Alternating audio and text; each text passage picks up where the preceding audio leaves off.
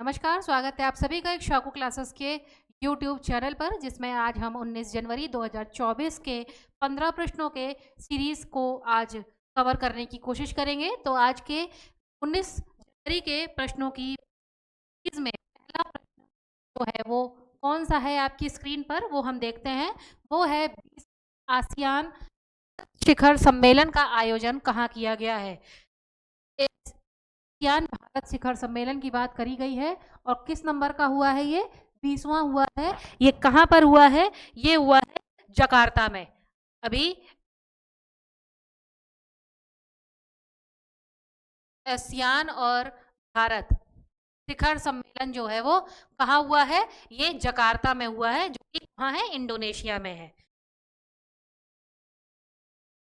ASEAN का पूछा जाए तो ये क्या है? ये दक्षिण पूर्व एशियाई संघ है। दक्षिण पूर्व एशियाई संघ है और इसका आयोजन जकार्ता। G20 शिखर सम्मेलन 2023 की थीम पूछी गई है। थीम क्या है? G20 शिखर सम्मेलन की थीम है one earth, one family, one future, वसुधैव कुटुंबकम का थीम थी 2023 के G20 सम्मेलन की। के बाद भारत की अध्यक्षता में आयोजित G20 समिट में कितने देशों को गेस्ट कंट्री के रूप में आमंत्रण दिया गया है? तो गेस्ट कंट्री के रूप में आमंत्रण कितनी देशों को दिया गया है? तो 9 देशों को आमंत्रण दिया गया है G20 की अध्यक्षता में। G20 के विषय में हम विस्तार से बात करेंगे, लेकिन फिर किसी क्लास में। आज केवल प्रश्नों के उत्तर की तरफ आप ध्यान देंगे। इसके बाद भारत के पहले यूपीआई एटीएम को किसके द्वारा लॉन्च किया गया है? पहला यूपीआई एटीएम का काम क्या होता है? इसका काम होता है बिना पिन डाले, बिना कार्ड लगाए या बिना पिन डाले कैश को निकालना। कैश आप निकाल सकते हैं केवल अपने यूपीआई पिन से। गूगल पे, फोन पे इत्यादि प्रयोग करते हैं। ऐसे ही यूपीआई एटीएम अब आ गया है, केवल आप यूपीआई का पिन डाल करके पैसे निकाल सकते हैं। तो पहला यूपीआई एटीएम कौन सी कंपनी के द्वारा लॉन्च किया गया है? Option B, Hitachi payment services. के बाद अगला, के अवसर पर कितने को राष्ट्रीय पुरस्कार से सम्मानित किया गया है? कितने शिक्षकों को कब किया गया है सम्मान? शिक्षक दिवस के उपलक्ष्य में। और राष्ट्रीय पुरस्कार शिक्षक राष्ट्रीय पुरस्कार से 75 टीचरों को सम्मानित किया गया है। आप मुझे कमेंट से बताएंगे कि शिक्षक दिवस कब मनाया जाता है, ये आप मुझे कमेंट के द्वारा बताएंगे। इसके बाद अगला, भारत के पहले एआई संचालित एंटी ड्रोन सिस्टम का नाम क्या रखा? पहला एआई संचालित एंटी ड्रोन सिस्टम का नाम पूछा है, तो उसका नाम है इंद्रजाल। Anti drone इंद्रजाल। ये क्या होता है? एंटी ड्रोन सिस्टम होता है कि जो ये मानव रहित हवाई जहाज होते हैं उनके उपकरणों की देखरेख या उनको काम करने के लिए क्या किया जाता है? एंटी ड्रोन सिस्टम का प्रयोग किया जाता है। इसके बाद प्रश्न संख्या 7 के काउंटडाउन को आवाज देने वाली साइंटिस्ट कौन थी, जिसका हाल में ही क्या हो गया? निधन। अर्थात जब चंद्रयान 3 को लॉन्च किया जा रहा था तो काउंटडाउन क्या होता है आपको पता होना चाहिए। मतलब सेकंड्स 8 ऐसे करके बोला जाता है। तो उसको आवाज किसने दी थी काउंटडाउन को? कौन सी साइंटिस्ट थी जिनका अभी हाल में ही निधन हो गया है? ये इनका नाम था एन वलारमथी जो थी वो साइंटिस्ट थी। इन्होंने ही काउंटडाउन में आवाज दी थी चंद्रयान 3। इसके बाद अगला प्रश्न, पुरुष हॉकी 5S एशिया कप का खिताब किस टीम ने जीता है? कौन सा पुरुष हॉकी 5S एशिया कप, इसका खिताब किसने जीता है? तो इसका खिताब जीता है भारत ने। और ये कहाँ आयोजित हुआ था? ये हुआ था ओमान में। ओमान में आयोजन इसका किया गया था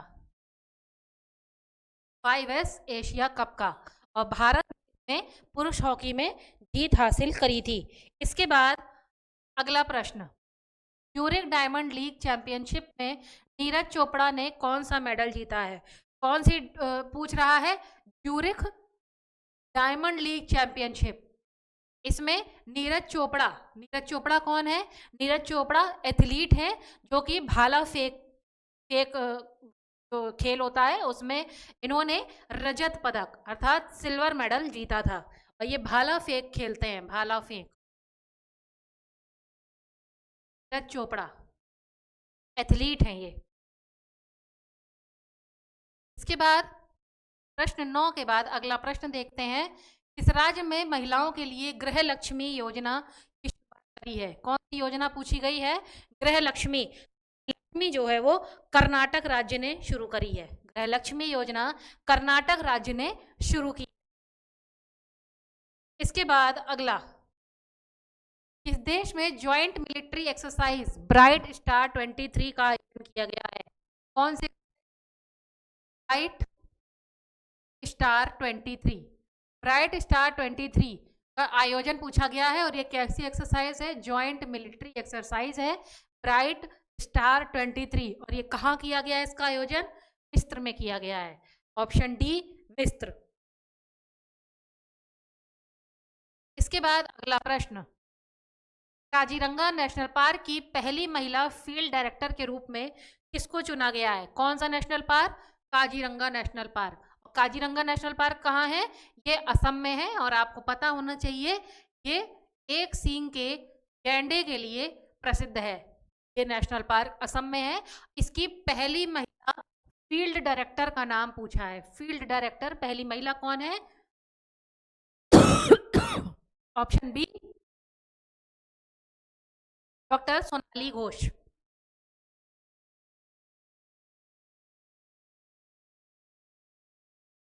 इसके बाद अगला प्रश्न, हाल ही में खबरों में रहा पीएम ऊषा अभियान का संबंध किससे है? पीएम ऊषा का संबंध शिक्षा मंत्रालय से है। ऑप्शन बी पीएम ऊषा जो है वो शिक्षा मंत्रालय से संबंधित अभियान है। के बाद अगला, हाल में ही किस राज्य सरकार ने सफाई कर्मचारियों को आयुष्मान भारत योजना में शामिल? कौन सी योजना?